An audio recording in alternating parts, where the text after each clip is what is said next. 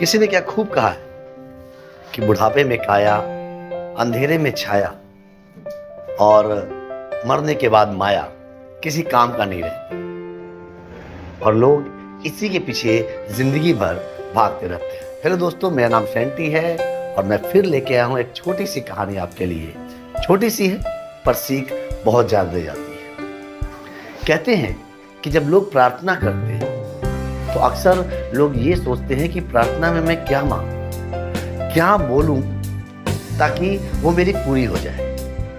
अक्सर लोगों को समझ नहीं आता कि भगवान से मैं क्या क्या मांगूं, इतनी सारी कमी है। तो इसके लिए एक छोटी सी कहानी है कि पुराने समय की बात है। एक गुरुकुल था जहां गुरुजी बच्चों को पढ़ाते थे। वहीं गुरुकुल में एक छोटी सी जगह थी जहां सारे बच्चे प्रार्थना करते थे। तो सारे बच्चे देखते थे कि वो तो प्रार्थना में अपने होठ हिला रहे हैं, प्रार्थना कर रहे हैं, लेकिन गुरुजी ऊंचे स्थान पर जो बैठे हैं वो चुपचाप बैठे हैं, पत्थर की मूर्त की तरह बैठे हैं। बच्चे सोचते थे कि अगर आप कुछ शब्द बोलेंगे, मन में ही बोलेंगे, तो आपके होठ थोड़े से जरूर हिलेंगे या फिर आपके चेहरे पर थोड़े से भाव जरूर आएंगे।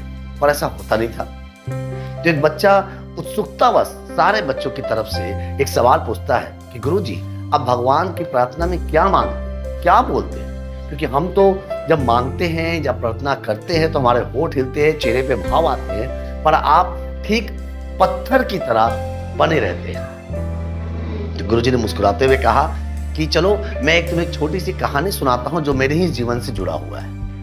हुआ ये था कि एक बार मैं भ्रमण के लिए निकला था तो एक राजा का दरबार के सामने एक भिखारी खड़ा था। 3 हीन हाल, कपड़े फटे हुए, बदन पे कपड़े नाम का कुछ भी नहीं था। जब राजा उसके पास पहुंचा तो उस भिखारी से पूछा कि तुम्हें क्या चाहिए?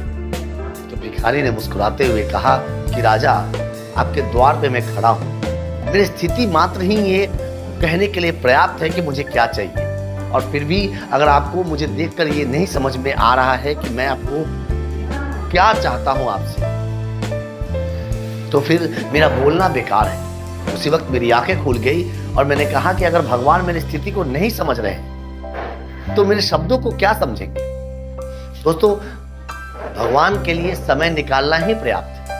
आप जब उनके दरबार में जाएंगे, उनके दरवाजे पर जाएंगे, उन्हें याद करेंगे, तो भगवान को खुद समझ में आ जाएगा कि आपको क्या चाहिए और क्या ना चाहिए।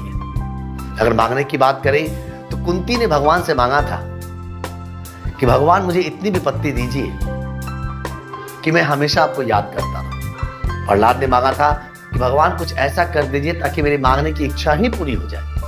मैं हनुमान जी की बात करें तो हनुमान जी ने कहा है कि हे राम, मुझ पर इतनी कृपा करो कि मैं हर वक्त आपका नाम जपता रहूं। तो दोस्तों, प्रार्थना में जरूरी नहीं है कि आप क्या मांग रहे हैं या क्या शब्द बोल रहे हैं।